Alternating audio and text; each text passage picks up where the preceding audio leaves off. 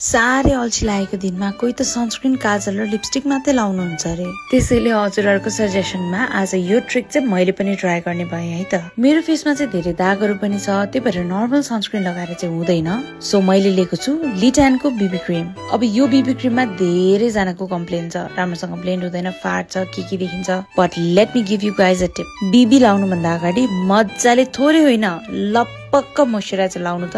यस, exactly यसरी नै हजुरहरुको स्किन जति हाइड्रेटेड हुन्छ बीबी क्रिम त्यति नै कम फ्लेकी र प्याची देखिन्छ, तर स्किन यतिको ग्लोई चाहिँ हुनै पर्छ है। मैले लिँदैछु थोरै बीबी क्रिम। ओ माई गॉड, थोरै भनेको त कति धेरै आएछ।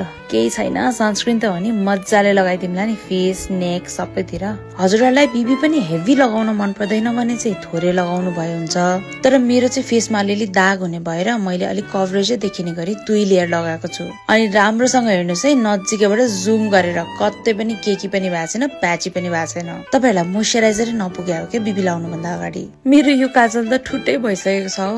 यो प्रोडक्टहरु टेस्टर नै भए पनि मलाई यिनीहरुको एकदमै लोभ लाग्छ के। यति सानो पुन्टो भइसकेपछि पनि म त त्यसलाई जबरजस्ती शार्प गरेर युज गर्ने हो के। काजल त यो फरएभर 52 को जस्तो राम्रो त मलाई अरु कुनै पनि लाग्दैन। अनि लिपस्टिकमा चाहिँ मैले भेलभेट रोजको 011 शेड लगाउँदैछु। यो चाहिँ अलिकति पिंकी खालको न्यूड कलर छ, जुन चाहिँ मेरो आउटफिटसँग मजाले म्याच भएको छ। अचम्मै भएको होइन त, हेर्नुस् त मेरो स्किन बीबी क्रिम मात्र लाउँदा पनि कस्तो राम्रो देखिएको छ। यो लुकको चाहिँ अब म पनि फ्यानै भएको छु। Thank you.